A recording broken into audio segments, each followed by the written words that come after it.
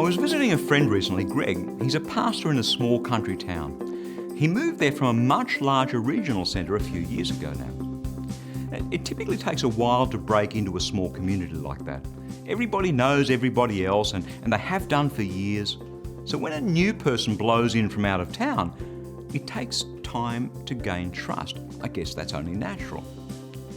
That's why what I saw of him blew me away. He took me out for a coffee on the Saturday morning, but as we walked through the main shopping centre, it took forever to get to the cafe because everywhere we went, people knew him. They stopped and wanted to give him a hug. They wanted to talk to him. There were smiles, and you could tell that not only had he been accepted, but people loved this guy. We were sitting trying to have a quiet cup of coffee, but every few minutes, someone would wave to him or shout out, "Hi, Greg," or he'd recognise someone, say hello and smile and have a bit of a chat. He'd only been there for such a short time. How do you get to that point in such a small community so quickly?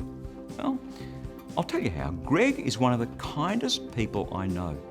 He goes out of his way to touch people's lives, and his simple kindness draws people like a magnet. Proverbs chapter 11, verse 17. People who are kind will be rewarded for their kindness, but cruel people will be rewarded with trouble. Kindness and cruelty are at opposite ends of the spectrum. So often people try to get their way by forcing a situation, by rolling over the top of others, even by being cruel. But you know and I know it just doesn't work. Kindness, on the other hand, is like a magnet.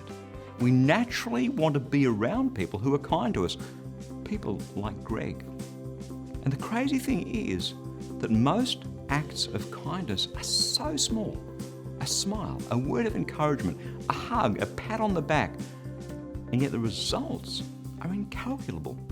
Not a bad return on investment when you think about it. People who are kind will be rewarded for their kindness.